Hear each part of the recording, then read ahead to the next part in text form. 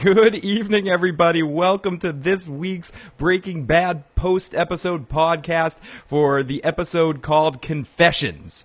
Now, this might go down in history, and I'm not one that's quick for hyperbole like this, but this might go down in history as one of the best episodes, not just of Breaking Bad of the entire series, but of drama television as a whole. I am a little bit floored. I'm a little bit flustered. This might be different than the previous podcasts where I felt like I could offer a lot of stuff on the episode. Right now, I feel like a fan. I feel like a shocked fan. Like I just stuck my fingers inside an electric, into an electric socket and filled my body with the energy of electricity in what I just saw. There's so much we need to talk about. So much we need to go through in this episode. We'll have Gotti calling in a few minutes here. And, I mean, the obvious questions going into this episode, I had two things that I really cared about. And what was funny was neither of those things got addressed in nauseum today.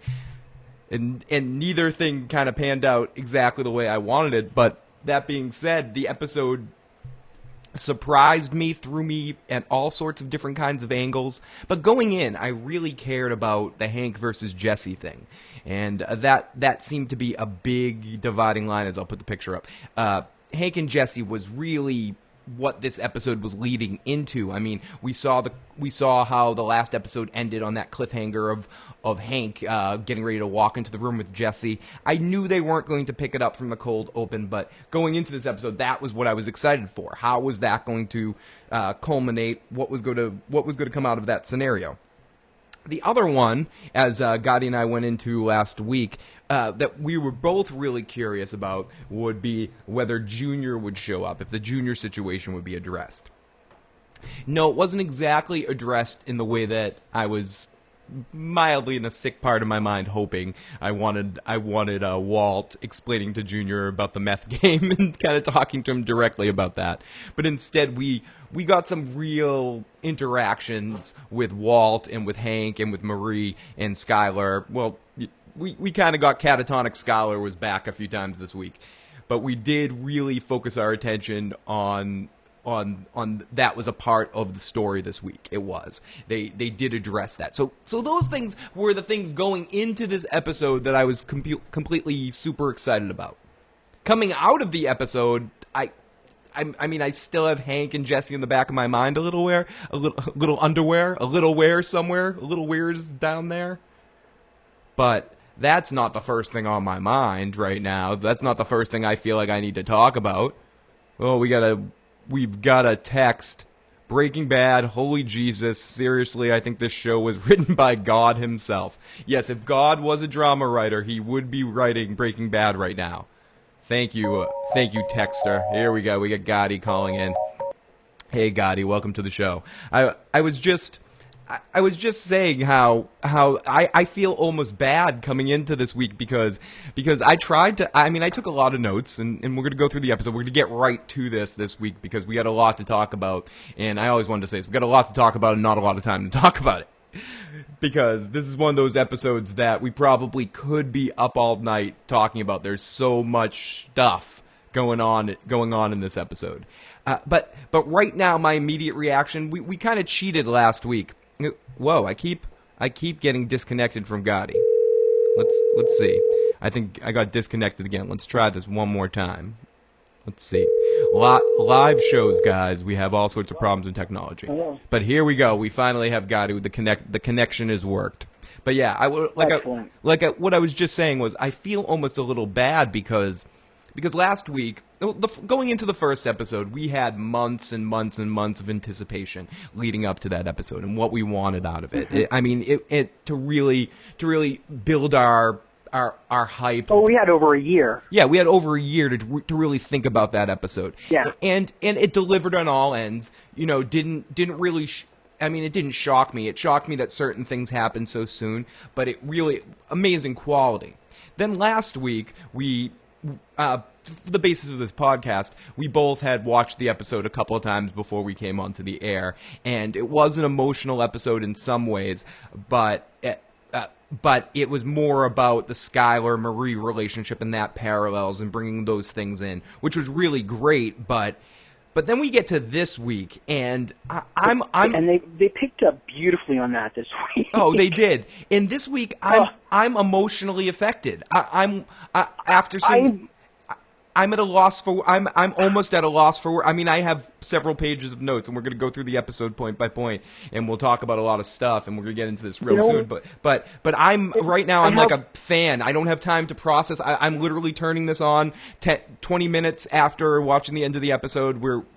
And you're getting an immediate reaction. And as a fan, as someone as a fan of dramatic television, right now my feeling right now is that's the greatest episode of an organized dramatic television show I've ever seen in my life.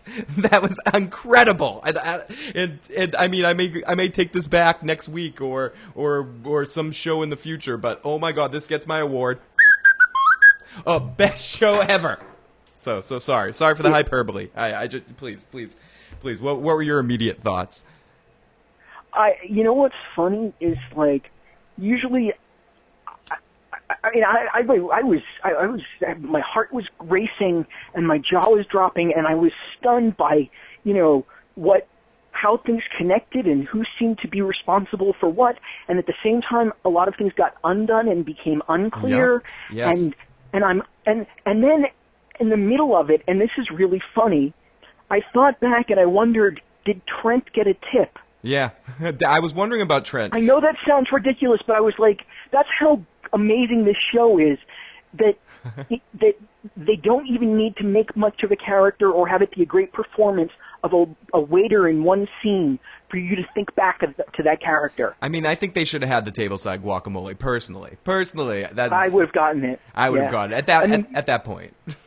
I do have a note about Trent later. Trent was amazing in that scene, and that was one of those scenes that Breaking Bad goes there. We talked about that last week. Yes. That just throws in humor at the most awkward positions that you didn't really expect it, and I'm glad that Anna Gunn blew that joke a little bit because it made it even funnier. I half expected when we'll obviously get to this in the Walt and Jesse scene when Walt was trying to get him to go away, that I half expected him to joke around and say, "You should take a trip to Belize," but not mean it in the getting murdered sense, but saying, "Oh, I hear Belize is nice." Like when he says, "Where should you go?" Yeah, go to Florida. Yeah, Jesse would do great in Florida. Yeah, anyone who listens to the Normal Issue Show knows half the crazy news stories I talk about crazy people in Florida with meth. So yeah, Jesse, it's perfect. Go to Florida. But yeah, this episode, and what was also interesting about this episode, to add one more thing on to what you were saying, it also did the thing that some television shows can do. Made me think one thing for one moment in the episode, and then completely flip that around in a couple of points in time, and then and made me kind of question a couple of things that got settled later on in the episode. That I was like, wait a minute. Mm-hmm. Especially when the episode started, I thought a few things about Walt and a few things about what he was doing with making the videotape, and I thought that was brilliant the way they made it seem initially. You didn't know what he was exactly recording, and my immediate thought went to, yeah, he's recording a confession, so Hank can't touch him. So he but not in the way that he ended up doing. And we'll talk about that scene more in depth. No, but I thought it completely took me in a different direction. And in the Walt Jesse interactions too, I expected some of that, but I didn't expect. And I think I now understand why the direction or the showrunners feeling to have Aaron Paul play the first two episodes so calm and so unemotional, and in the last episode say nothing, because everything that Jesse said in this episode had meaning and power or some sort of emotional depth. But yeah, my thing was going into this episode that the thing I was most excited about, or the two things that we were discussing last week that we really wanted to see in this episode, were, first off, we really wanted to see about the Hank-Jesse interaction. And that we'll talk about that very early on here. But that was such a small part of what happened in this episode. It really has. It really, at this point, when that happened in the episode, you're wondering where things are going because of the cold open and everything like that. And the other thought was how if they were going to handle the Walter Jr. situation, and they definitely definitely handled the Walter Jr. situation. Maybe not how I wanted it to conclude, but it made more realistic sense the way it was handled. But let's. It was very, very realistically done, and the way that we were talking about was great, but the way that they did it was it fit the show and what the show needed much better. And we'll talk about it specifically, but it also fit who Walt really is.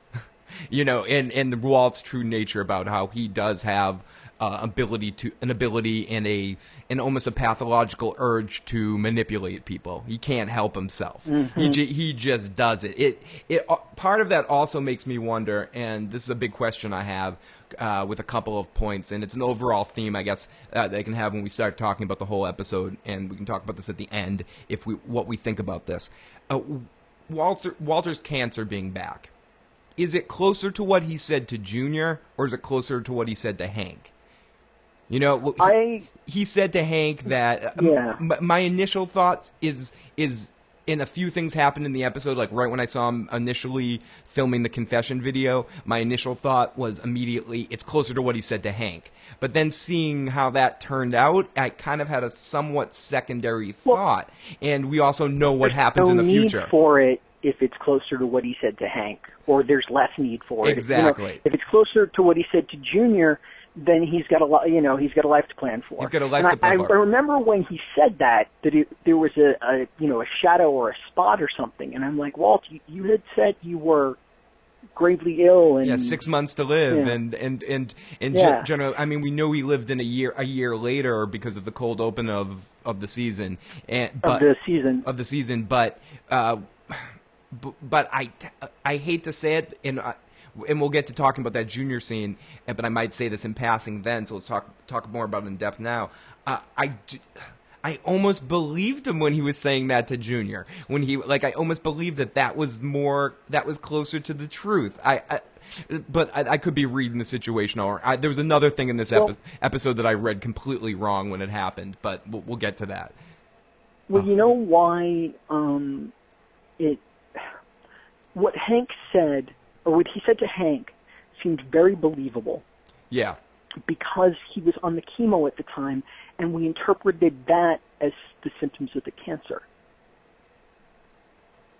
Because the coughing and everything was from the first scene in the show, in the entire series. Absolutely. Was the symptoms of his cancer.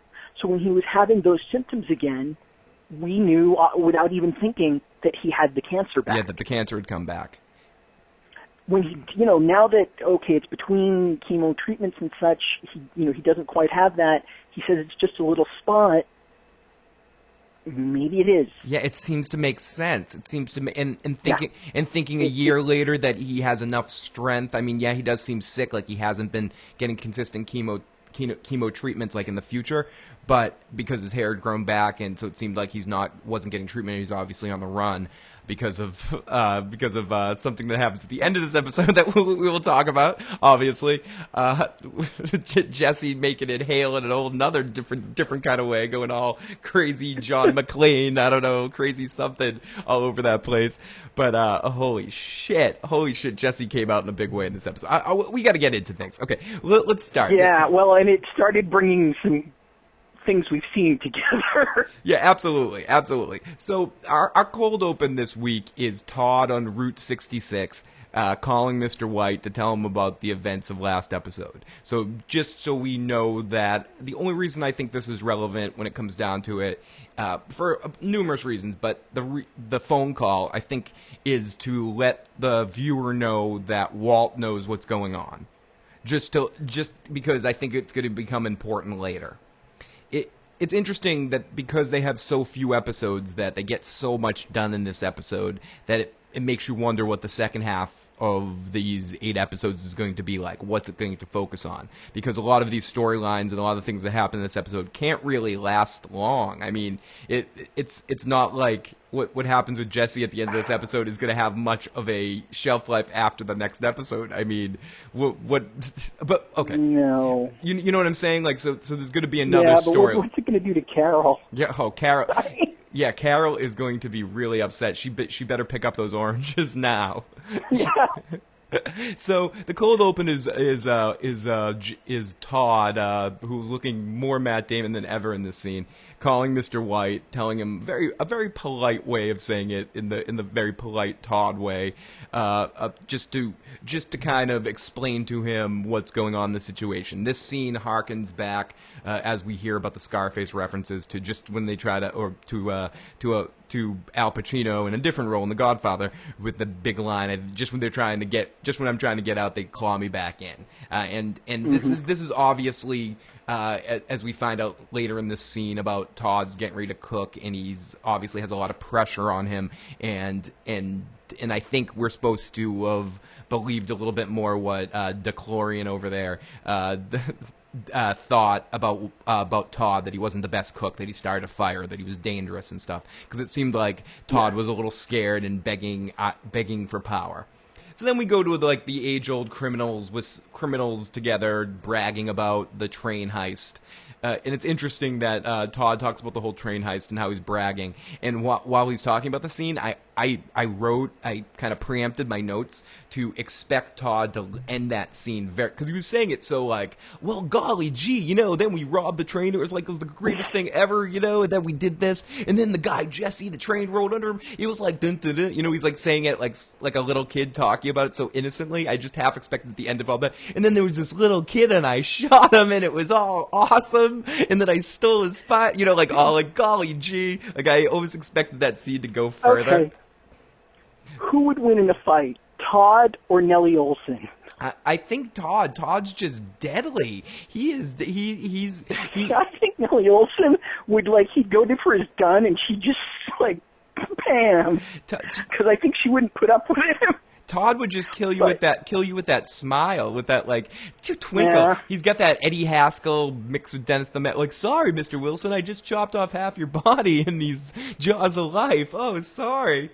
So I think this scene really is just so we understand the kind of the power of to set up a villain of some sorts of this white power gang to just connect to what I don't think there's much relevance. Basically, he's bragging, showing off to his uncle's crew to show you that Todd's going to start cooking. He's feeling pressure to go back.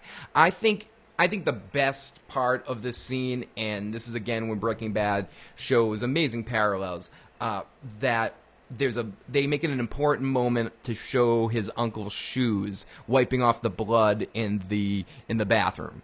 And personally, I think this could have two things, and then throwing it in the toilet to try to flush it down. I think they showed this because they also focused on Lydia's shoes in the last episode to show the contrast of how clean her shoes were being responsible for it, and how dirty his shoes were. I don't know, for some reason that flashed through my mind that I think there are some parallels of the way that they showed this, because there was a big focus on Lydia's shoes in that scene when she showed up. They used the way Lydia was dressed and the cleanliness of her shoes and the whole thing as compared to, how horrifying the crimes are that she was being partial to. And then we see with these guys the people that she's enabling.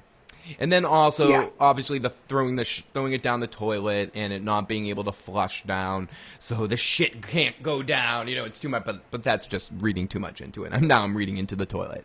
But the other thing was, I was watching it with somebody, and they mentioned that maybe the blood could lead somewhere. But the reason why I don't think that's the case is because no one's going to report DeClorian and his boys dying. No one cares about drug dealers, But so at this point, we go to the commercial break. This was a pretty good cold open, but if I had to rank the three cold opens so far, this is obviously the worst of the three.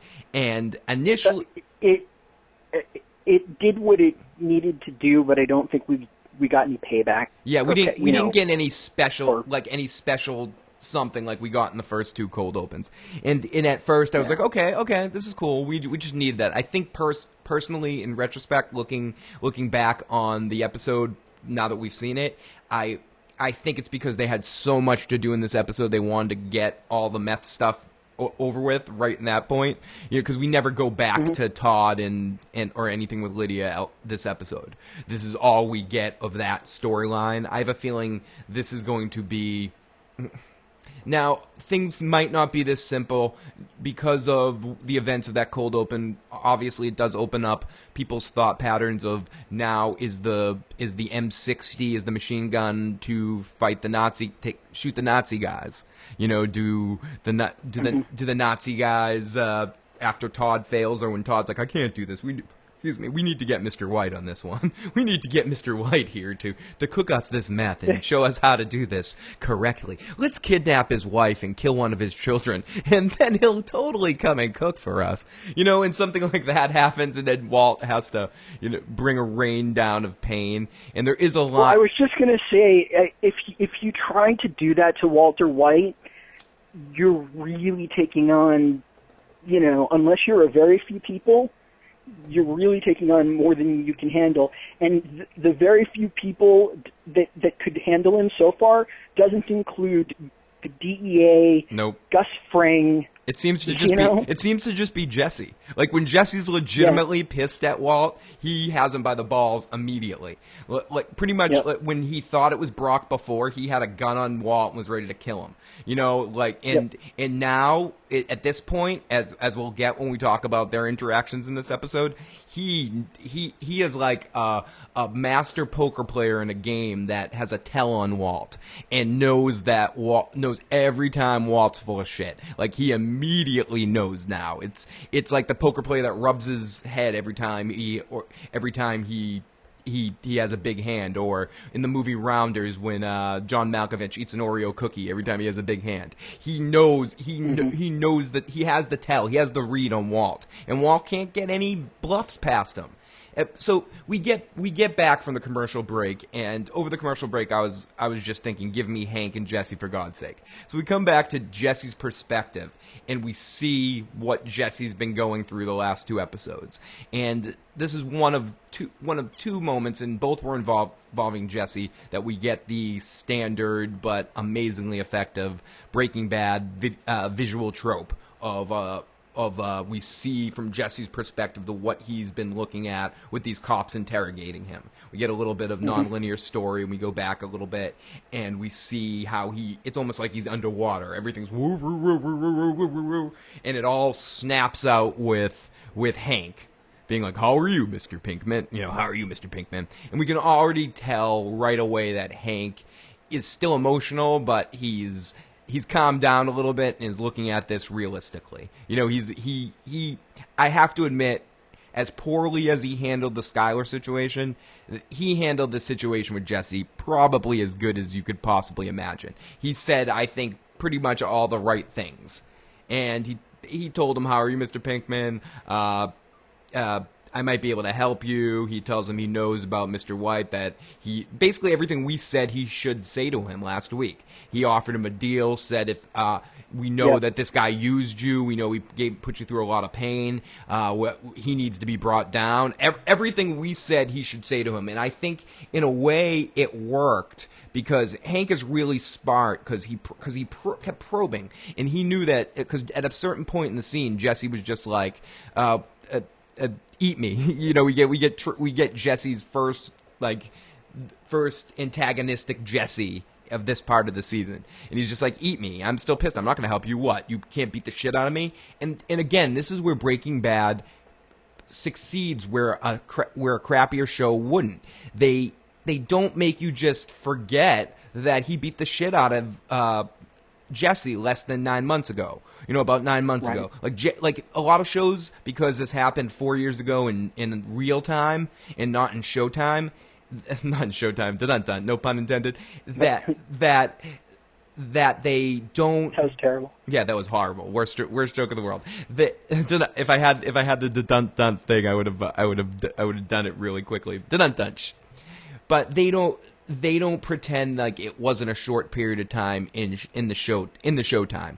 They really will, because Jesse wouldn't forget that, and it ultimately Hank realizes pretty much nobody would. No one would. It's the thing. No one would. You know, you're the guy who 5 years ago, who 10 years ago, who in high school people don't forget that kind of thing, and they keep that in this show. Personal situation. I had a personal situation with an officer in my hometown that, because of a personal disagreement involving football, of all things, he attacked me in a store. If it wasn't for a wonderfully nice store owner named Vinny who intervened into the situation, I would have probably got my ass kicked. Instead, I got a couple of headbutts. You bet your ass if I wanted to rat on somebody that I was part of a criminal activity, not that I'd ever rat, but if I wanted to confide in a cop in a situation where I needed a cop, it wouldn't be the cop that beat the crap out of me. There's no way I would ever, to this day, even when the guy got sick and I felt bad that he got sick, I harbor some resentment to what he did to me. So I understand where Jesse's coming from in this perspective. But Hank is starting to be smart cop and really kind of probes him in the right way. He did a number on you. He tries to appeal to Jesse being used by Walt. Thinking about Jesse, you want to be free from this guilt, and you can see it in Jesse's eyes at this point. If it was anybody else saying these things to him, or if Hank hadn't kicked the shit out of him at some point in time, I don't know if Jesse would have given Walt up there. Like, I don't think so, but maybe he would have, because the capper of that scene is, I mean, he gives him a little shit about making it hail with the money and stuff, but the capper of that scene is Hank basically says to him, "Don't you want to bring Walt down? You know, wouldn't you like to do this?" And I mean, I'm paraphrasing, but more or less he says, "I would, but not with your help, not with you." Right. So if Hank, remember Jesse's reaction. Remember what he said. You know, about Hank's ass getting fired and him finding a job, you know, scrubbing toilets. Yep. In Exactly. Tijuana, and, you know, making pennies a day, and Jesse being behind him waiting for his cut. Yep. You know, he's that was the level of what he felt, and he's like, no, I'm you know, even if I did, it's not happening with you, because that still is the extent to which there's enmity between the two of them. Absolutely. And from that scene we shift to Saul, who was excellent in this episode. My God! He deserves some consideration for the performance he's putting in this second half of the season.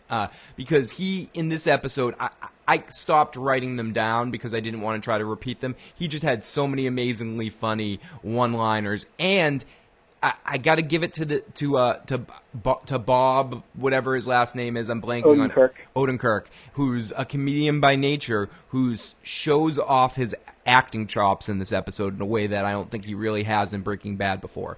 Really shows that he does have a little something extra if the right director and writer want to pull something great out of him. Yeah, he's played it a little broadly, although not badly, I think. Not badly in general, but in this episode, they finally give him some meat, to show off different emotions rather than the typical Saul emotions, or at least the same Saul emotions in a different state. They put him in a little bit of a different state eventually. So we get to shift to Walt hearing. To letting us know that Walt's hearing about everything that's going on with I'm sorry. Saul shows up to save Jesse basically at the point that Jesse says that to Hank, that I'd help you out. I'd do it if it wasn't you. Saul basically pops in and goes, "Oh, bam, bam, bam, bam, bam. You can't do this. You have a hard on for this guy." You know, and just in typical Saul fashion, just blows up the situation. Yells at Jesse. Yells at Jesse for giving away the money. And Jesse says he said nothing, basically telling the truth. And then we shift to finally dealing with our scene with Walt Jr. Walt Jr., we do find out that Walt Jr. was home the other evening, like at the when Walt gets home from burying all the money. He was there because he says Walt Jr. says, "Oh, Dad, you got home late the other night." And we find out that Marie is trying to get Junior to go to their house for dinner, obviously to ambush him with the truth and never let him leave, kidnap him, lock him in the bedroom, and force him to eat steaks every evening. So she invites him to dinner. Junior is gonna go, and Walt runs out and basically manipulates his son in the best in like in a most ridiculously evil way. He tells him his cancer's back, and he gives him a guilt trip worthy of a gold medal from a Jewish grandmother. It was an amazing guilt. It was an amazing guilt trip. And Junior's That's very well described. And Junior's like, I'm not going anywhere. I'm staying here. And we mentioned this earlier in the episode. Walt also makes reference in this scene to his cancer not being as bad as he said it was to Hank. And that just made me ask again the question, as I'll ask it again, and we're going to talk about it at the end. What do we think? Where do we think Walt is with this? What is the truth? Now I'm thinking maybe he, Lord knows where the actual truth is, but now I'm thinking maybe he needs Walt Jr. to think it's not so bad, so Walt Jr. doesn't go try and rally up the whole world. Yeah, rally up to his cause, like go to the rest of his family and go, we need to do something for Dad. I'm trying not to do a Walt Jr. impression. I'm trying hard. Well, you know what? I'm just trying. I'm not saying like there's anything wrong with doing a Walt Jr. impression. I'm just trying hard not to. So he basically guilts his son to not go to Marie's. So we cut to Hank and Marie, who have a bunch of amazing scenes together. They have a great chemistry. They always have from season one, even from the first episode when their characters were as smug could be in their own possible ways. With Marie denouncing the cake or whatever she was everyone's like, "It's beautiful," and Marie's like, "I think it's ugly. I think you look fat, Skylar," or something like. And how about Skylar losing baby weight, and then Hank showing off his gun and making fun of Walter at his own birthday party in the first episode. I mean. But they immediately had a chemistry, and they've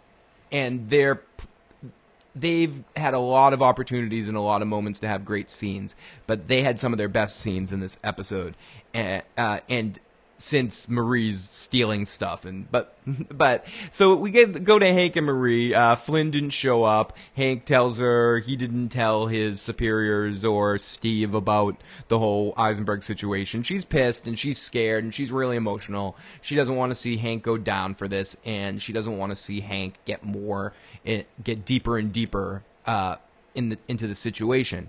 But really, this episode, by the end, and we're going to get to it, but by the end, that's really what happens to Hank in this episode. Something was omitted in the last episode, and we talked about it, and it comes up in this episode. A big meatball hanging out there comes up in this episode, and we wondered if it was just implied when she tells Hank when Hank and Marie talk about the situation, about the money being paid for the medical bills. But that comes straight out and gets talked about later, and we'll talk about that more in depth when we get to it. So Hank, he is starting to get really, really angry at her, and they get into a little bit of a fight about it because it's a tense situation. So we go to Walt and Skylar to get a little bit of a parallel scene, and she asks if he's sure about something, and we don't know exactly what's going on, and he says, "It's the only way." And we get set up for the first kind of, I guess it's a red herring in the episode, to make you think like Walt's recording some sort of confession. You don't know why. He's taping confession on videotape, my initial thoughts were, I guess this is how the press finds out, this is how the public finds out, and it led me to believe that his sickness was closer to what he told Hank. But sorry. And remember that when they had their whole conversation on the floor, Skylar said that was the only way. You know. That was the only this was the only way. Or he said he was going to when he was talking about turning himself in. I guess he would confess, but the kids would keep the money and, the whole thing. And, it wasn't Skylar saying it. No, but at any rate. But she did say he should lay low. She had said that in an earlier episode. But the point being that they had just been discussing, or it had just come up, the idea of him, surrendering. Surrendering or something.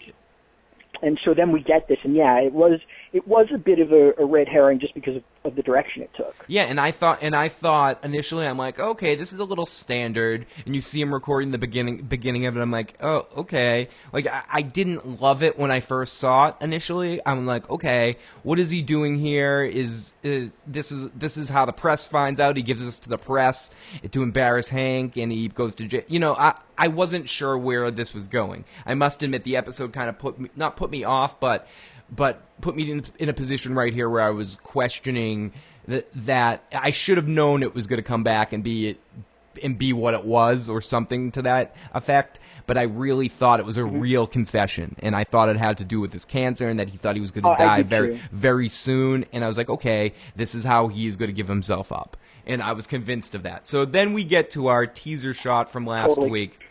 And we get to the Walt and Skylar in the restaurant thing, waiting for two people.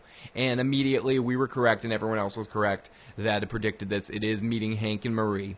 Hank and Marie show up, and they sit down, and then we get besides Saul and a few Jesse moments in this episode, we get the funniest thing, and what Gotti was talking about at the beginning, a very memorable interaction with a waiter named Trent, who comes up and offers the tableside guacamole and asks people for drinks and everything like that. And it's funny. He walks away, and we think we're done with Trent, but no. And then we were right about what the scene was going to be about. It was about Walter Jr. and about the kids, and about Walter again trying to manipulate Hank with this guilt about what is this going to do with the family. We know Skylar just got some major intel on you, and I know you don't have any real evidence on me because Hank gave his hand up to Skylar way too soon. What is this worth doing? This isn't worth it. It's not worth bringing me down. Hank's like, no, I'm going to kick down your door. The beauty of Hank giving his, showing his hand to Skylar way too soon is that it's not actually the result of Hank doing his job badly. Yeah. It was him being, you know what I mean? It was him being emotional and thinking Skylar was on his team, reading the signs a little bit incorrectly from a family standpoint. Yes. Not from a cop standpoint. Because he wasn't good at what he does. Yeah. It was anyway, go back. No, he was just a little bit too emotional in that situation. So then Skylar basically doesn't say anything. As I mentioned earlier, catatonic Skylar comes back a few times in this episode, and in this scene, this is one of the moments where we get catatonic Skylar. And Marie says the best thing, which does lay credence to potential ending speculation rumor theory number 168 that the Rison's for Walt and he ends up killing himself because Marie says a line that, Walt, why don't you just kill yourself? That would make this all better. Why don't you just kill yourself? If you're gonna die anyway and you don't want Hank to prosecute you, kill yourself. And it could be just easily thrown off like a Marie being really angry line, like Hank kind of throws her off. Because Hank's in top form and he can't be manipulated. It's a little too direct to be some kind of foreshadowing. And I guess you're right. But so was in a sense. And I don't want to get too into this because we talked about this last week too. So was in a sense the Sopranos ending where Bobby Bacala says the thing about, when you die, it just goes to black. Well, if you want to compare it to crap, then yes, exactly. Right. I'm sorry. I can't. I've been burned before in great television shows. Let's just look what the Sopranos did to you. They did. It hurt me, and so many good television shows have hurt me too. So many and quick aside here, so many perfect television shows that have been close to that have failed towards the end with one or two mistakes. There's very few shows that I can look to that had a perfect ending for me. It's tough to stick the ending, and And this is the same thing. Instead of, and I think that's what's difficult about these episodes and why so many people are looking so much into them, because it's like where's the shit, Robin? You're looking for it a little bit, and not that I saw any of it there, but that. Because I agree with you. I think that was just Marie being Marie. I don't think it's going to be as simple as Walt killing himself with a Ryzen or doing something like that. I definitely don't think. And I think if he was going to kill himself, he'd find a much quicker way of doing it. He wouldn't use the Ryzen. He'd use the M60 that he's holding. But it was a funny line, but Hank is in top form in that scene, and he can't be manipulated. He doesn't want to listen to anything Walt has to say. Heisenberg is in there somewhere. You can see it, and instead of Heisenberg, we get Trent coming back to make sure everybody doesn't want the tableside guacamole, and try to get drink orders. And he walks away as scared as Carol did when she saw Walt in the flash forward. Like another great moment where someone realizes the tension of the scene and just kind of backs away. So this scene ends off with Walt dropping a DVD on the table of the confession that he filmed for. So I mean, we immediately know what that is, but we don't know what's on it yet, but he gives it to Hank. So my initial thought was, okay, he's confessing to Hank, and then my mind triggered that the way he left that table, the way him and Skylar got up out of the table, you knew he had an ace in the hole somewhere. You knew Eisenberg wasn't sleeping for long. And then the confession, it's really set, he sets Hank up perfect.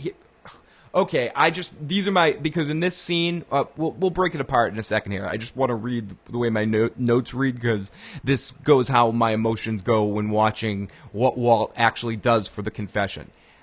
Eisenberg confession. Oh, wait. It's really a setup. Perfect one. Has Hank by the balls. Proving that Hank was the kingpin. Forcing Walt to cook. Walt's amazing. It's perfect. Oh my God. Oh my God. Oh my God. Acting from Cranston. Unbelievable. So basically, Walt sets this up perfect. He goes through his whole story in this confession, and it just makes sense from the point where that Hank was a kingpin, a partner with Gus Fring, and that he brought Walt in to cook for him, and then everything with Fring was true, that Fring was forcing him to cook and threatened his family, and all this stuff that really, really happened, and all the stuff that he has proof for, and then the big culmination of it all, that he gave Walt, that he gave Hank's family, what was it, $700,000+ to pay for Hank's recovery after his drug deals had gone wrong. $177,000.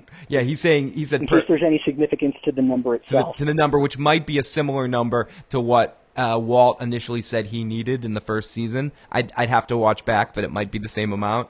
Just because Walt's amazing and likes to make himself laugh sometimes. So it's perfect. He says Hank had a bond with Fring, got shot. Walt seriously has him by the balls. Again, I'm reading my notes here. He has the proof that he paid the medical bills. He's confessing, but he's doing it in a way that he's also using the fact that Skylar brought the kids over there as part of it, that Hank forcibly took his kids. Walt is so fucking genius. Everything. He twisted everything. Everything. I sat there watching that. My heart was racing. My jaw was just open. And I'm watching him put together everything that had happened through the whole series and turning it all around to, against Hank. And to add, I could barely breathe. And the acting by Cranston in that scene to cry and show you the weak Walt that you see in the first part of the season, to just show you this weak human being that could be manipulated by Hank. It just makes so much sense. He just, again, he has Hank by the balls. There's nothing Hank could do. It's like the cable guy in Matthew Broderick's house with all his family. It's just like he's laughing behind the, being ha ha ha, I'm gonna fuck your girlfriend. There's nothing he can do about it. He's just right there, and the looks on Hank and Marie's face during that scene while they're watching, like you can just go the acting in Cranston in that scene, but the acting by the two of them as well. it's just played out perfect, and totally brought my mind completely 180 around. I was gonna say 360, but then I'd just be back where I started. But it turned my be back where you be back where I started. My head turned around. I was ridiculified. I just couldn't believe what I was watching, and that I did not think that there nowhere in my mind when I watched the confession video being taped by Walt when he was sitting down to do that, did I think that he could turn that around on Hank like that. He cannot kill Hank, but he wouldn't mind. He knows that Hank will realize he has him by the balls like this, that there's nothing he can do. And because basically what happens right after this scene, Marie's immediate reaction is just, screw Walt, this is nothing, we should do this anyway, blah, blah, blah, blah, blah, blah, and then Hank you can just see the expression on his face, and he just pushes back, and the truth comes out about how the drugs paid for his medical bills, and the truth about the insurance not covering it. She was doing what she needed, and she didn't tell Hank. Hank says this is the nail in his coffin. He's involved. Now Hank is buried neck deep in this. I know last week's episode was called Buried. Hank is in this now. He's culpable. He can't get out. Walt has him. What can Hank do? What kind of outs right now does Hank have? Well, consider that, he could go, no, we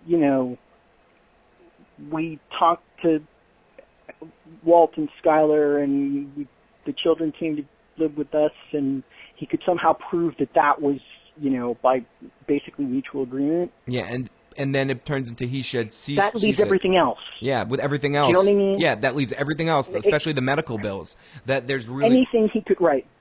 Anything he can get out of, he's still got the rest of it. He is in I know we learned from Star Trek that certain people don't believe in the no-win scenario, but he is in the no-win scenario in this situation. He's going down with the ship. There's no getting, he's probably not going to go to jail. He needs to call Shatner. He needs to call Shatner, and he needs to find a way out of the Kobayashi Maru scenario in this situation. He really does. He's in trouble. I don't think he's going to jail, but he can't bring Walter down in the way, as we see in a later scene, and we'll breeze past this because it's just passing. He ends up not telling his partner again about this when his partner calls him on the shit. He takes the tails off Walt and Saul, and he can't do anything about it. He's now completely involved. Yeah, well, even if they can't prove that Hank did it, they still can't. They still have this evidence that makes it clear that Hank knew. Yeah, that Hank knew. Yeah. You're absolutely right in the sense that Hank's only response to this is to say, "Oh, I knew and I didn't tell you guys." The only thing he can do to refute Walt's statements, and even if he says what you were initially saying, they could say, "Oh, Walt, lied about this, and the kids were over here, and this, and it's all." They're going to say, "Why didn't you tell us about this when you found out about it?" So Hank's already in up to his neck. I think that scene we have later with him and Gomez. When he doesn't tell Gomez again about the situation. I think that was we're supposed to think, or at least I'm taking it as that was his last chance, because it was his last chance to not just save his job, but save culpability for being involved in this situation. Unfortunately, because of... It's been a while since I watched that. I think he was just being a good cop in the situation when he got shot.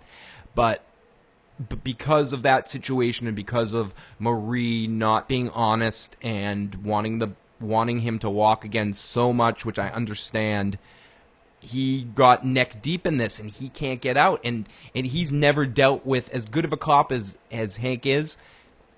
Because of Walt fucking up and Walt leaving that book around and that whole mistake that Walt made, to the one mistake, Walt's not going to underestimate Hank again. Hank is getting the full brunt of Eisenberg right now. He doesn't have any other focus. You can even tell with Jesse, when we get to that, because that's the next scene we're getting to, he's starting to get soft with the Jesse situation in a way.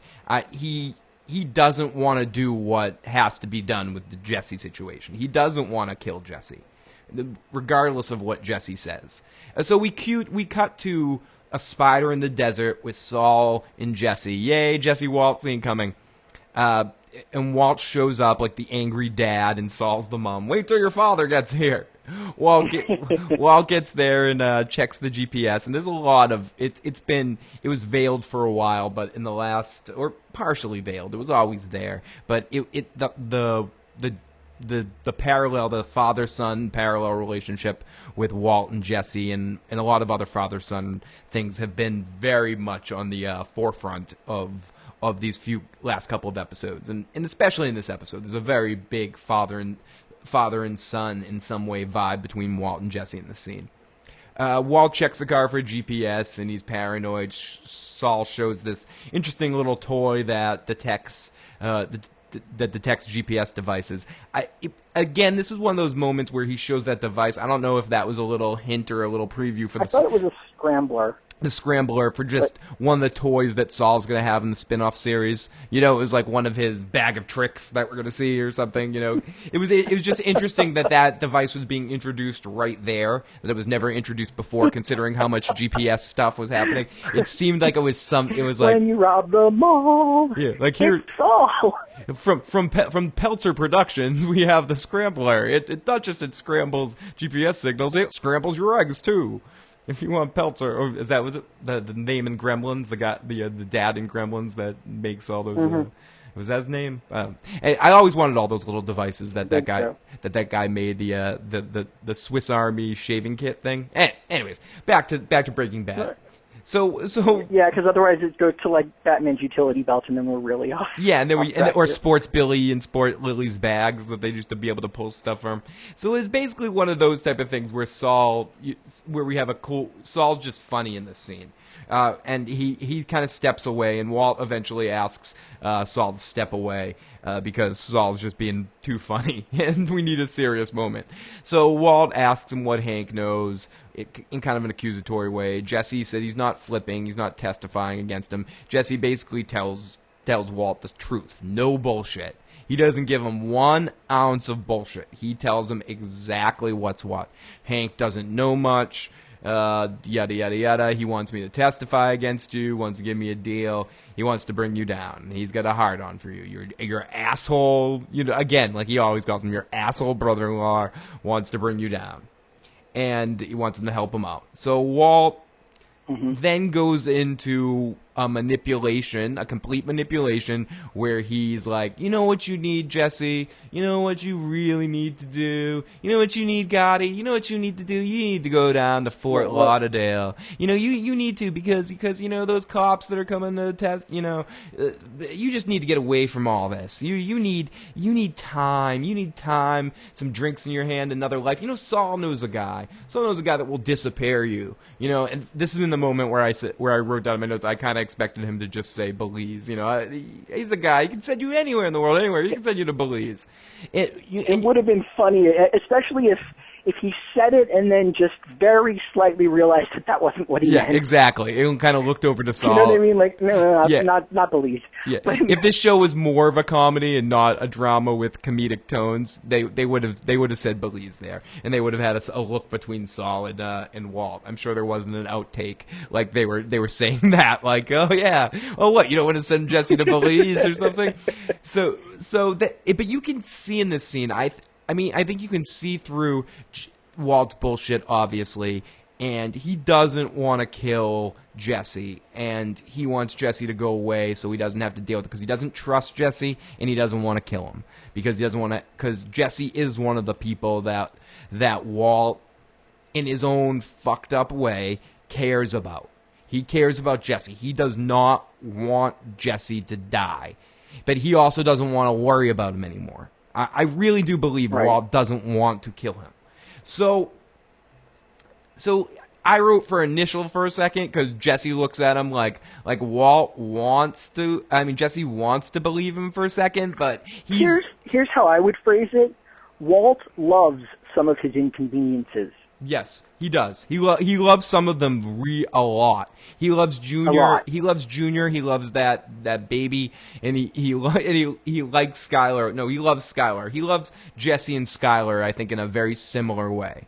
And I think maybe he puts Junior up there, or he protects Junior a little bit more. But I think part of that is because of, as he mentioned many times, Junior's been through a lot in his life. Junior gets a lot of crap on a daily basis, and he's a lot smarter than some assholes that bump into him in public places may make him feel because of the way he talks and because of his disorder. But he's really a smart kid that has to deal with that on an everyday basis. So Walt has a real, he really protects him, and in a way he treats Jesse the same way, like he has some sort of problem, some sort of physical or mental disorder that he just needs to protect him like that, like he knows better than him, and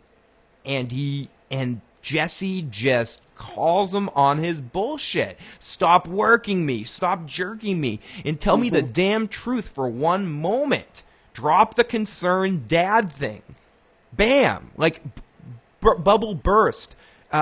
Calls him out on him. He just calls him out on his shit directly. And then, I didn't know what was going to happen in this scene. I didn't think Walt was going to kill him right there. And he basically just calls him right out and says, and again, sort of like Breaking Bad doesn't pull any punches. Jesse just comes straight out and is like, are you going to kill me like you killed Mike?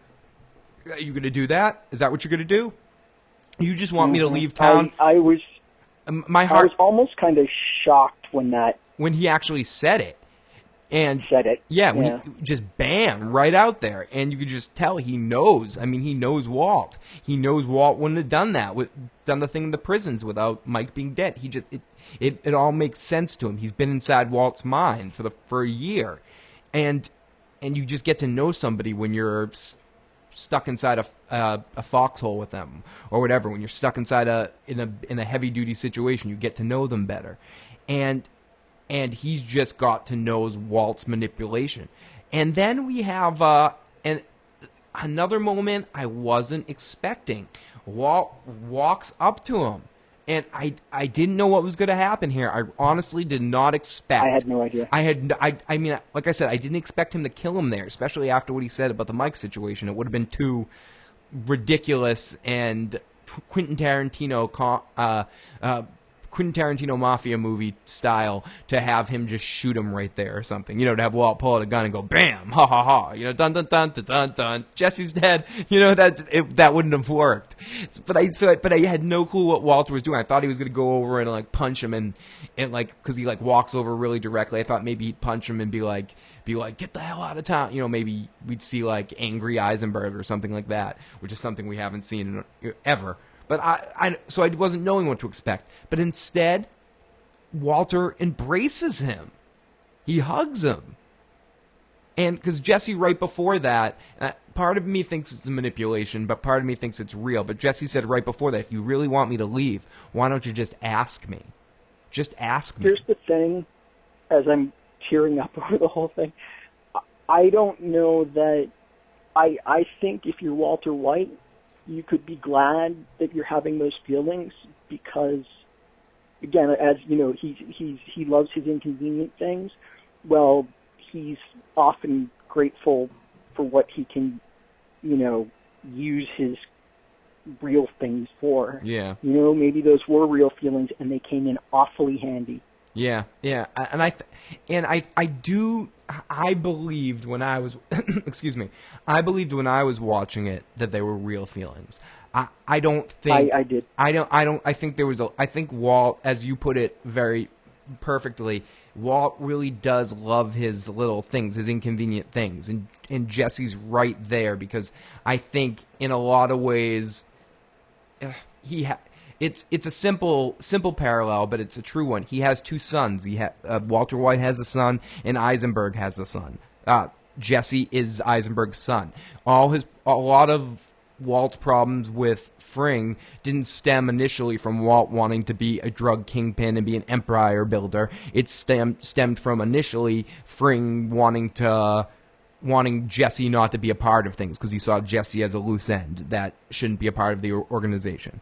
It's interesting. It's easy to forget because of how Gus eventually got to Walter by bringing Jesse in, but initially it was Fring wanted Jesse to leave and threatened to kill Jesse, and Walt was like, "Oh, I mean, those were the first problems that Fring and Walt started to have." So Walt's always had a protective veil over Jesse and cares about him because, I mean, it's easy to forget, but he's also one of his students. Not necessarily one of his favorite students, but we get a feeling that, and we don't get a feeling from any of the first season episodes that Walt was a super caring teacher, like one of those ones that gets personally involved with his students, but there has to be some connection to that too, that some part of him would be like, I'd never hurt one of my students. You know, I could see how Walter he seems like complete, like, has these rationalizations in his mind, like, simple, like, I'd never do that to Hank, he's family. I'd never really kill Jesse, or I don't want to kill Jesse. Maybe he will after the events at the end of the episode, but at a certain point in his mind right now, he's thinking that I can't, Jesse's one of my students, you know, like, somewhere in his mind, I think Walter has this, and that grew to a man love that will obviously be spoofed and made on YouTube videos with sad romantic music to celebrate a man love between two guys. That the Scrubs man love song will be played with Walter and Jesse hugging in that scene. Mark my words, if it's not up on YouTube right now, it will be within the next 48 hours. 30 seconds. Yeah, 30 seconds. It's happening if it hasn't happened already. I've seen things. Yeah. Yeah. There's again, quick side note of a separate episode. There's so many amazing ones of those with Julian Bashir and Miles Edward O'Brien from Deep Space Nine of love affair stuff, of man love videos with them. So enjoy yourself later, fans. So we go from there back to A1 Car Wash, and Walt talking to Skylar for a quick scene that and the return of catatonic Skylar, and she comes out of it in time to guilt trip him. She's all upset, about this whole situation, and looks almost as upset as she was about the Ted Beneke situation, but she looks like she's almost up to that level of Skylar anger. As good of an episode Skylar had last episode, not that she was bad in this episode, but I think Hank, Marie, and Walt and Jesse and Saul all had such meaty stuff to do in this episode. I think Anna Gunn got so much last episode. This episode, she just was in the background reacting to basically what was going on. The only good line she had was in the restaurant scene when she comes out of all the madness to say, "This isn't happening anymore. You know, this is in the past. This is in the past. Let us go." And she actually was very good and very convincing. Yeah, this is not an ongoing concern. Absolutely. And I'm not using this to get back on the Skylar bashing bandwagon. I just mean she's getting back to, and which makes sense. The actress the character isn't too far off from having her breakdown to think that her breakdown may come back with these tragic events that are happening, with the stress of knowing that now she is estranged from her sister, who's obviously her best friend, and being in that situation with Hank, and now feeling the pressure of the law, and also the pressure of knowing what Walt just did to Hank. Knowing seeing. As much as she's heard or mildly seen parts of Eisenberg, this is her first time being really a part of seeing Walt's criminal genius and how he just flipped that around. Seeing him record that and seeing that back, I think it's something that just occurred to me while I was talking. Her reaction in that A1 scene makes a lot more sense why she's just staring off into space and is just completely shell-shocked by this whole situation because of sitting there and listening to everything that Walt just lied about, the whole Hank situation. it's completely it's crazy. It's crazy. We have someone that writes, "Oh my God!" We have a text message that says, "Oh my God, Jesse's next. Walt's going to kill Jesse. What do you think?"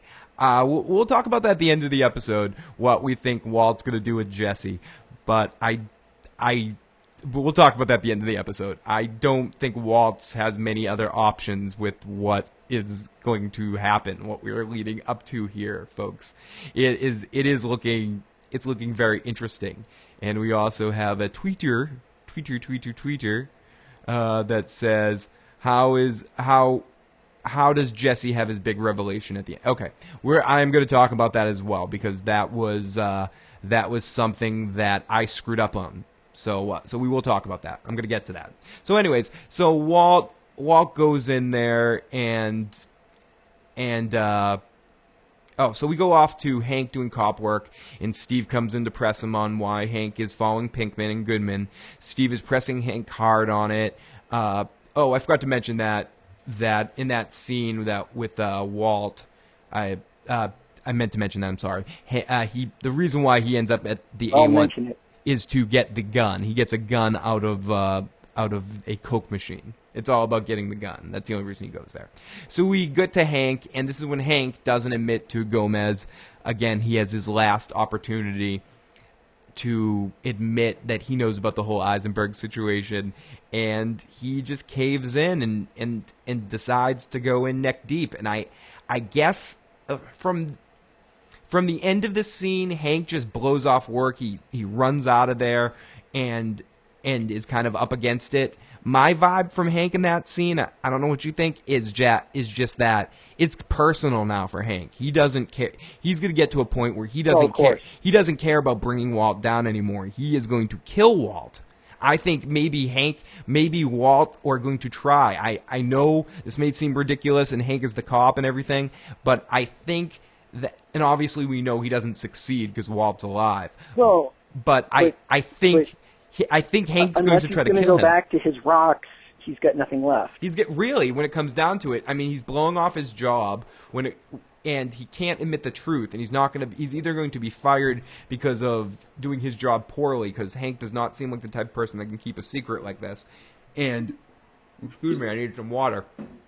And I don't think he's going to just forget about it. He's not going to put this behind him. So yeah, he's either going to go back with collecting rocks and peeing himself, or he's just going to go after Walt on a personal level and kick the living crap out of him, or who knows, join Jesse in what Jesse does at the end of the episode. You know, that's what we're going to cut to. The cold opens of the next episode is going to be Jesse dancing around the place with the gasoline, and Hank's going to show up and be like, "What are you doing, Pinkman?" With the spray paint. Yeah, with spray paint. Eisenberg. And then he's going to go, "Pinkman, want a light?" and they're both going to walk out of the house with the house burning and stuff. Oh my God. So Hank's doing... So it looks like Jesse is going away. We have a Saul and Jesse scene, and Saul sets Jesse up with money and sets him up with... We have another funny scene of just him ordering the cleaning to get him out of town, and Walt gives him some extra money. We get a bunch of Saul great lines like don't throw all this money out the window, and Jesse just lights a joint in his office. He's like, "Don't smoke a doobie in my office." And that whole... Yeah, and this is one thing that I just thought was kind of funny. He's like, the guy won't pick you up if you're in drugs. It's like, it's not like he's smoking meth there. Again, I'm sorry, the pro marijuana guy. I was like, come on, you couldn't bring a little bit of weed. You couldn't bring some weed. And this is why, and I'm saying this because of my mistake in this moment. So then after that moment, Saul suggests Florida. Jesse has a wonderful, I'm stoned from one hit of weed kind of or just, you could just tell how freaked out he is. You could tell Walt, whether it was real or not, the hug worked, and Jesse's feeling okay about the Walt situation. Probably feels kind of okay with Walt. Feels a little bamboozled, a little bit Don King'd in the situation, but he does feel that he's doing the right thing. You can kind of tell he feels okay, a little crazy, like, oh, okay, I have a new life, like he's almost a little excited about it. Like a kid, like the kid in that Fred Savage movie, The Wizard, that's yelling, California. He's just like, Alaska, dude. So that, Yeah, who goes into hiding in the same country that they're from? exactly. Anyway. That I was thinking about that too. Hence why immediately when they talked about it, I thought about Belize because I was thinking about out of the country. But Well, I'm like Central America, South America, Yeah. Singapore, Yeah. even though it's small. Anywhere. Go to Cuba for Christ's sake. Anywhere. So in the end of this scene, we obviously get a shot which we didn't get when this happened earlier in season 4, supposedly with the Ryzen situation. We get a moment that of Huel, seeing Huel be the great pickpocket he supposedly is, and this in my I knew immediately because we get it because he makes sure the director of the episode or Gilligan, depending on who advised this, really made sure the audience knew what had happened there. He really put the pinpoint because they made Saul and Huel kind of have a eye connection back and forth to be like, okay, you did it. Ultimately, what happened there was he took Jesse's weed. That's what I think what happened. For whatever it's worth, my immediate thought, that was what I assumed. Yeah, I didn't assume that.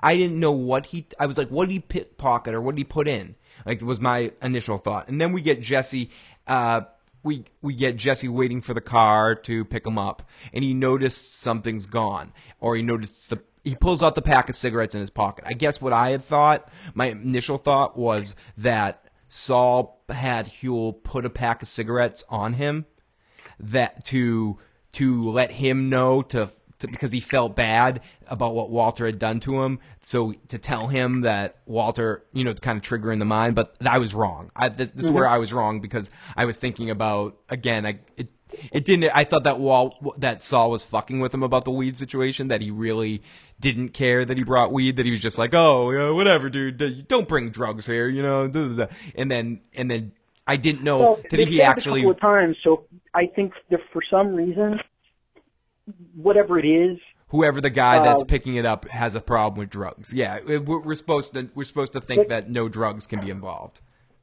And also, when they talked about it in the office, it's pretty clear that for some reason Saul doesn't want it in the office. Yeah. No, absolutely. So it's been established that's for whatever it's worth, I initially thought that Saul gave Walt up there, but the important part of that scene is that Jesse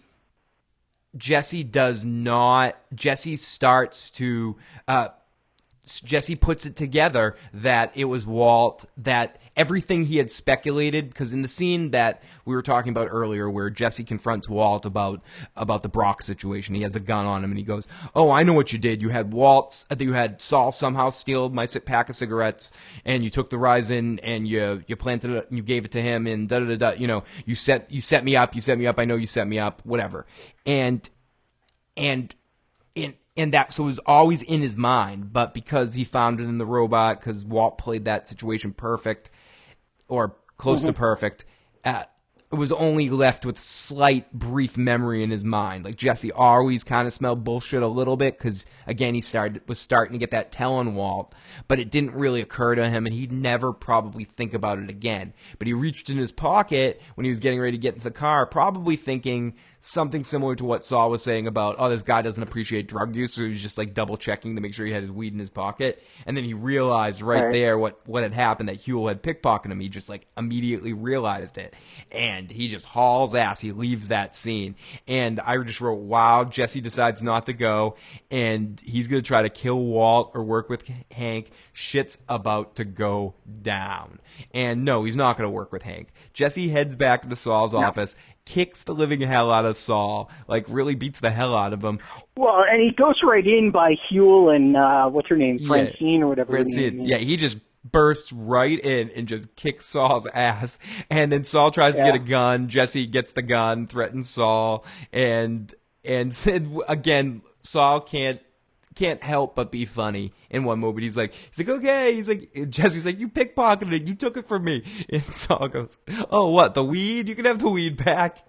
But that's also in character. Yeah, no, totally in character. It totally worked because he never stops never stops trying, never stopped lying until the lying's done. It's again like Garrick will lie in pale moonlight until Cisco gets him at the end and just punches him at the end and goes and then calls him on it. You set me up with this whole situation. You hired the person. You did this. You did this. You did this. And I knew it. I fell for it. And Garrick finally, at the end of all that, speaks the truth to him and goes, "You wanted me to do this because you knew I could get it done." And it's a similar scene here with Saul and Jesse, where at first Saul keeps trying to kind of put up the no, and then Jesse's just like, "No, tell me the truth. Tell me the truth." And Saul's like, "I didn't want any of this. I didn't want a kid," because we already knew that he felt kind of bad about it because of him giving Walter kind of shit about it earlier. So Jesse does not. So he tells Jesse the truth, and Jesse doesn't shoot him or he doesn't shoot anything. He does steal his cars and he keys to his car, and he does take the gun, and he takes off. He calls. I jumped ahead a little bit because I said that Walt got the gun earlier in the first A1 scene, but Walt gets the gun after this point. Saul immediately calls Walt. And after Jesse leaves, after Saul calls him, after calls and says we have a big problem. Walt goes back to AI, to A1, excuse me, and he meets Skylar, and you could just know that the way Walter's moving, he's moving in that scared Walter White way, like when Gus was after him, or when he thought Mike was following him and stuff. And he goes in and gets the gun out of the Coke machine, as we said, and you could tell like he cares about Jesse, and you could just see the look of it isn't anger, it's fear and mixed with sadness right there. Oh my God. And again, Cranston just shows and this is why it's hard for me. It's still hard for me to say it sometimes because of where he started, but this is why on this show. And he may never do anything great again. He may suck at Lex Luthor. He says that himself. Yeah, he says that himself. Any actor who does something like that. Yeah, and he's going to be Lex Luthor in the new Batman Superman movie. It's got buried with the news that Ben Affleck is going to be Batman. But Bryan Cranston. Oh, really? I hadn't heard that. Yeah, you hadn't heard that. And then me neither. I heard it somewhere. I just saw it on the internet when I was looking up Bryan Cranston. And but Bryan Cranston has been signed on to play Lex Luthor, or is very close to being signed in that movie as well. So he is moving into something. And I guess he's signing a multi-year deal, so he will be playing Lex Luthor for a few movies. So But he has Bryan Cranston. Well, he wasn't good in the Total Recall remake. He wasn't good in the Total Recall remake. I just have to say that. So I think direction has a lot to do with it as well. You can have a great actor that if the material isn't there, there's only so much a great actor can do. So there's that. Yeah. So, but Bryan Cranston just shows so many colors in this episode, so many different emotional colors and different ways of acting and different ways of taking a scene and taking a moment, go from the way the parallel in the confession in the videotape where he's showing this emotional side of Walter White, but it's really behind a mask, a veil of lies. And those of us who know Eisenberg can see the duplicity in it. We can see how it's an act, but but you could see also how someone that doesn't know all that the audience knows, or that Hank and Marino could look at it as being completely genuine. And just to play all those different shades and also be the dad on Malcolm in the Middle, it still baffles me. It still baffles me that this is the same man. And I guess it shows how sometimes some of the greatest actors can be in unknown places, and it can work reverse as well. Gilbert, whatever his name is, and I'll talk about Raising Hope at a later date on a later podcast, but he was a serious actor that went comedy. So sometimes it works in the opposite direction too, that serious, deep actors can show you how they can be really, really funny as well.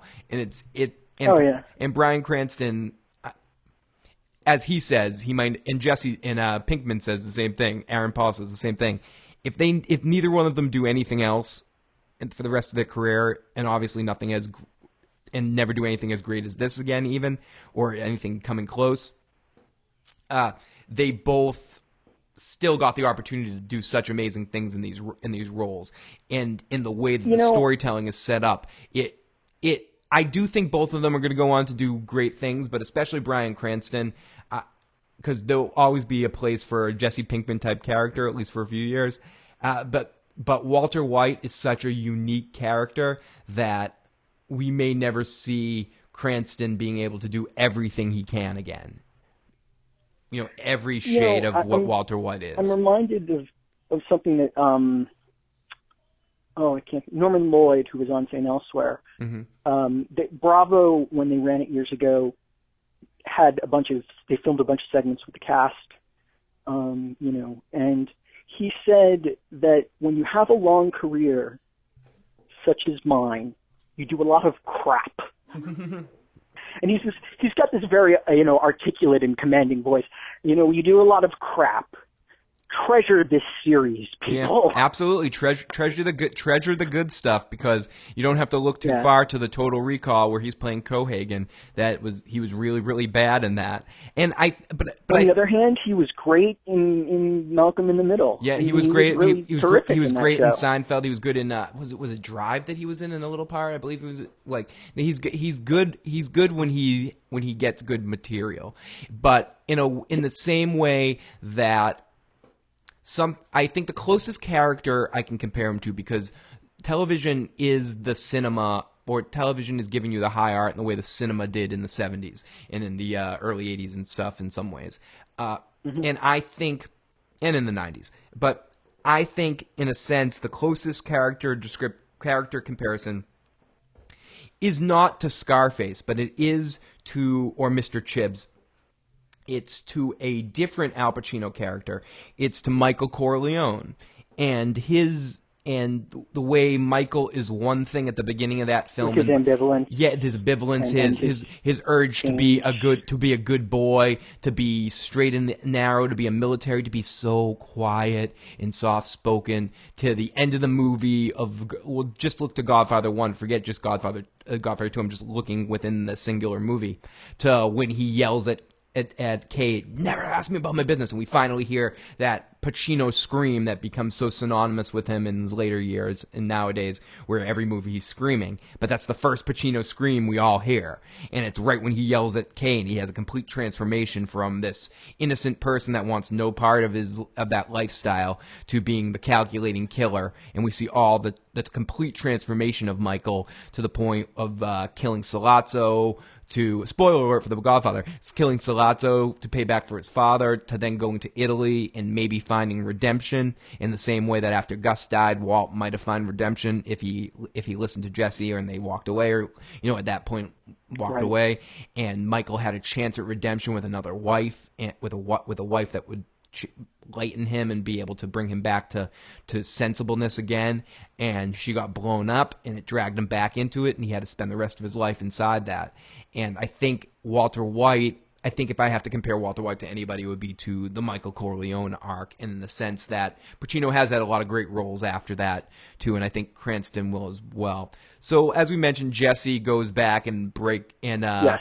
And I mean, we're talking at the end here, but basically this is the end of the episode. After Jesse leaves Saul's office, we get a shot of Walter getting a gun, and then we go right to.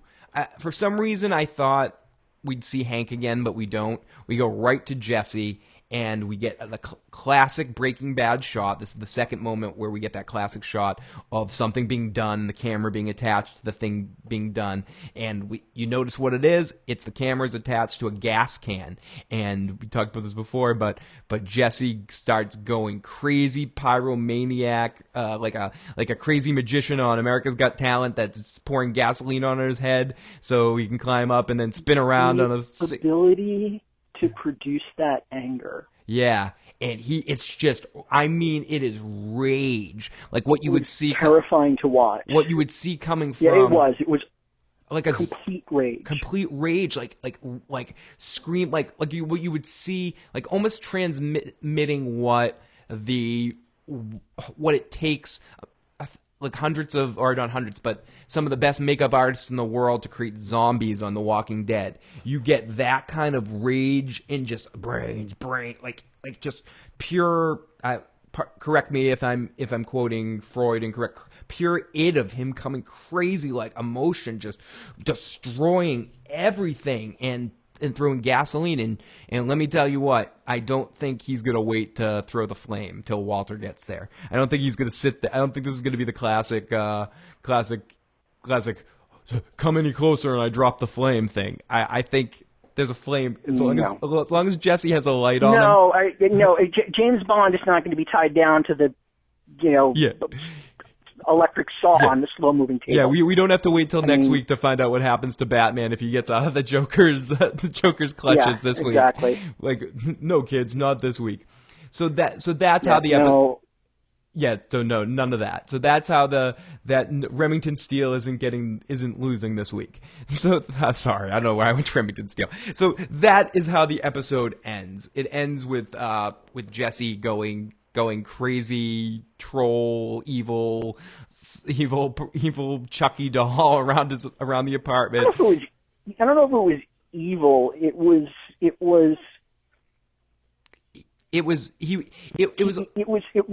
a reaction to everything that Walt had done to him, and then finding out that he had been ultimately taken in the biggest possible way. Yeah, and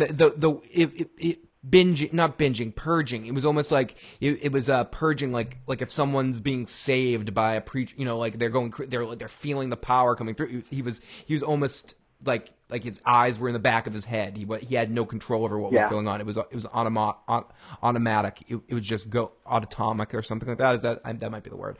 And you just autonomic. Autonomic. Yes, he was just going on complete instinct and like I said, I don't think he's killing himself either. I don't think he wants to die anymore. I think it's all that. We've talked about the different levels of depression and loss and all that stuff before with Jesse, and he has moved into pure anger. And I don't see how.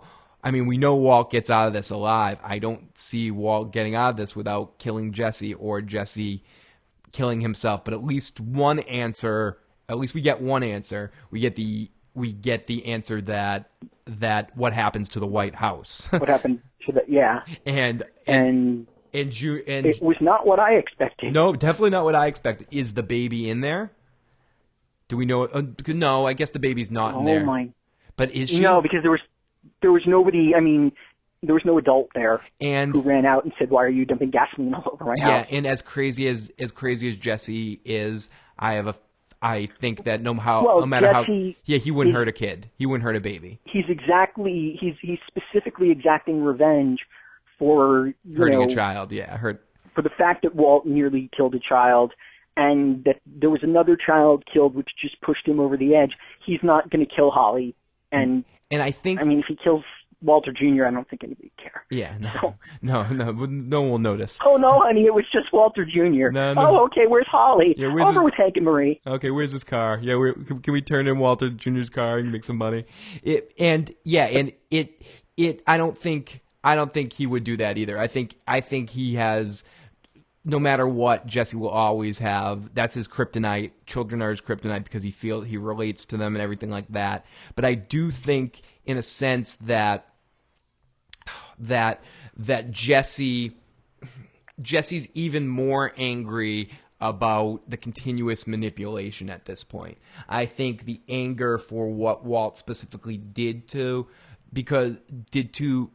Brock isn't necessarily what he's the most angry about right now. I think it's the ongoing deception and looking at that whole situation now and seeing that whole situation happen. Mike's dead, Fring was brought down, all of that was predicated on a lie. It was all predicated on Walt manipulating Jesse. So before we wrap up here, a couple points that we need to go over. First point that's very important is our question from the beginning. taking everything that was happened, even Walt grabbing the gun, and how scared he was for Jesse's reaction and about preserving his life. Again, is he acting like a man that really has less than 6 months to live right now? Or is it is it closer to what he told Walt Jr., or is it closer to what he told Hank? I'm leaning toward Walt Jr. Me too, but who knows? Who knows?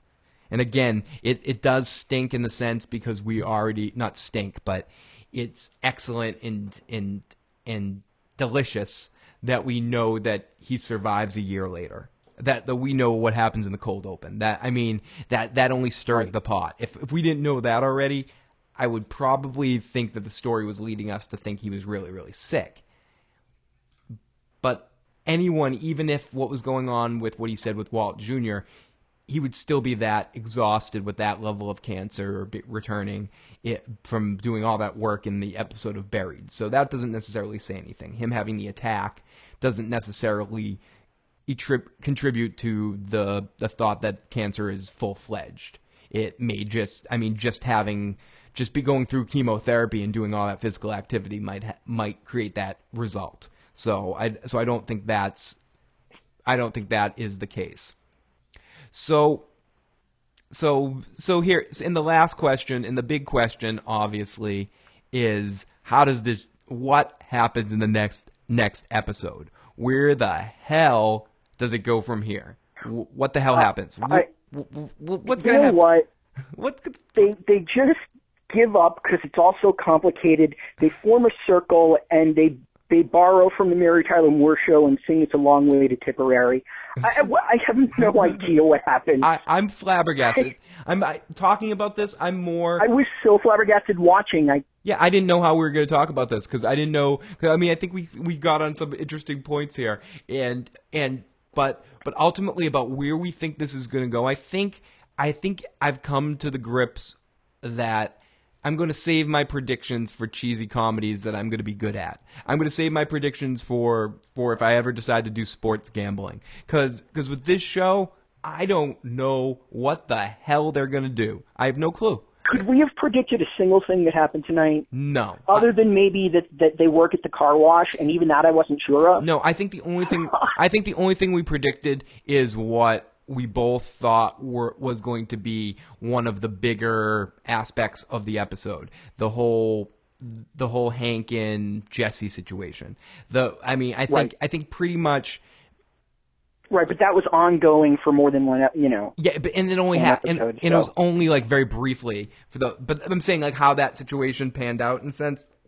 I think everybody could speculate that there was no way Jesse was cooperating with Hank. There was a little bit of that lip service paid, but I think if anything in this episode we could discover, but the way that scene went at Denny's or at Trent's place, we're just gonna call that restaurant Trent's place, that we need to find because I want to go have a meal with Trent. Talk about a lucky extra being Trent. I do too. I mean Trent.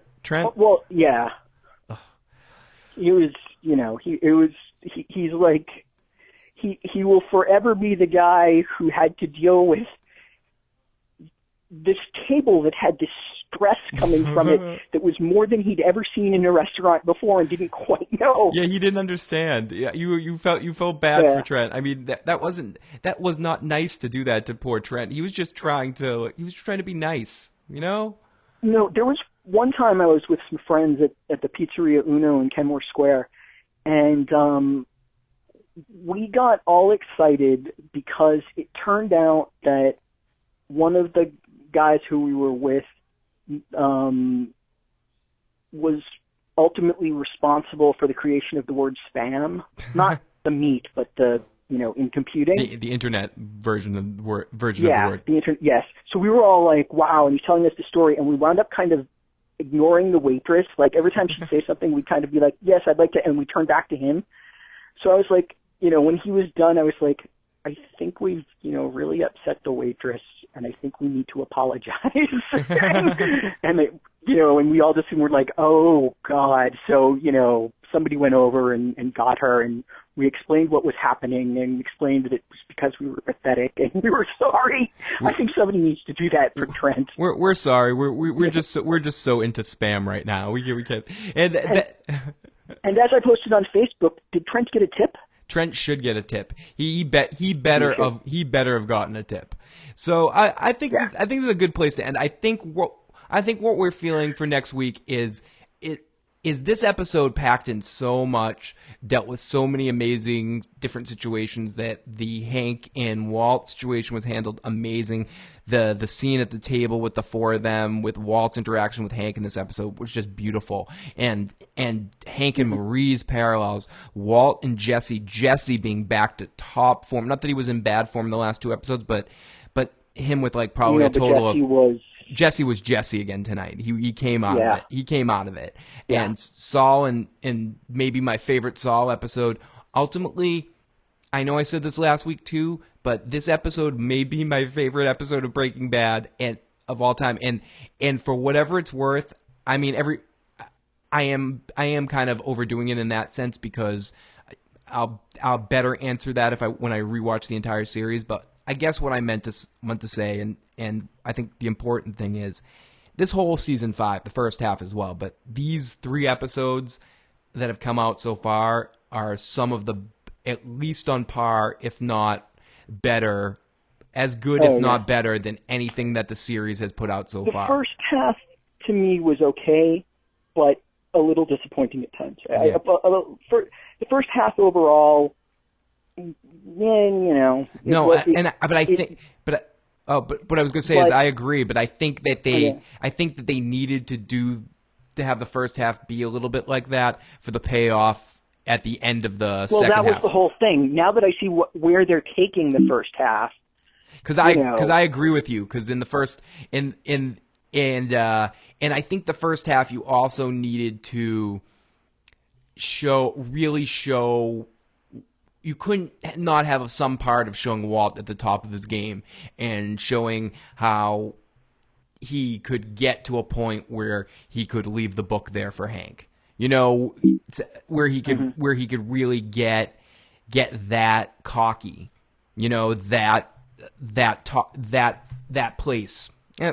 But anyways, Mr. Gotti, I think we will let this go for a week. We will come back next week to talk about the final episode. Yes. Could I bring up one thing? Absolutely. I saw Anna Gunn talk about this on Talking Bad, but I hadn't heard as much as because she wrote something in the New York Times too.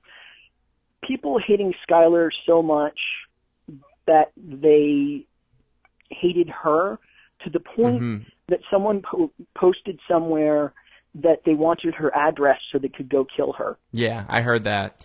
And it's and you know what? People need to learn they need to learn what's real and what isn't, because it's ridiculous. I was yeah. And I'm sorry. That just no, it's absolutely other than the show that got me all day. I mean it's one thing. It's ridiculous that people, when you're such a good actress and you can portray a character as well as she portrays Skylar, that people associate you with your character so well. I mean, it even happens to people that aren't as good, in the sense of what happened to that girl from My Sister Sam, or people that bump into the Olsen twins and think they're Michelle Tanner or something. You know, people get confused, and it's funny that not funny because it's not a funny situation. It's funny that you bring that up because of the song that I just happened to pick to play us out here, Bippity Boppity Boo from Mary Poppins. That's one of the first examples of that, where kids are jumping out the window because they see Mary Poppins do it. And there's a Nightmare on Elm Street movie that came out, The New Nightmare, that's all about Freddy coming alive in the real world with the actress that plays her. You know, the girl from Nancy, the girl that plays Nancy from Just the Ten of Us. From Just the 10 of Us. And it's all about her life in a situation, and it's based on a real life situation of a stalker she had that stalked her because they thought she was Nancy. And it's ridiculous. But do you know what's not ridiculous? Our Breaking Bad podcasts. And you can tune in next week, right at around 10:15, 10:20. and we will and we will talk about the next episode of Breaking Bad. And if you want to check out any of our past episodes, of the first 3 episodes, you can check it on the issuesprogram.com. And if you go under videos or podcasts, you will see these, or subscribe to the YouTube page of Phil the Issues Guy. Thank you very much for checking out. That's what I would do. That's what you would do. And if you have any thoughts or comments that you want to text when you see this episode or listening to the podcast, you can do that at 781-990-8509. Again, that's 781-990-8509. Do you know what I need to do? I need to go back. Right now, it's midnight, and I don't care. I'm going to go and watch the episode again.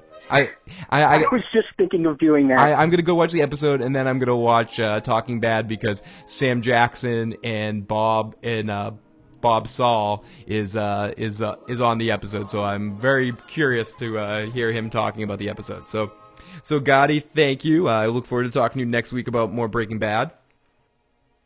I will talk to you something, yes, then. Yeah, we will talk next week. Thank you, everyone, for tuning in, and enjoy. Like I said, call in with any comments you have or anything you want to say, and we appreciate everyone that's been checking out the show, so keep checking it out, and tell a friend. Thanks for checking it out. Talk to you guys next week. Later.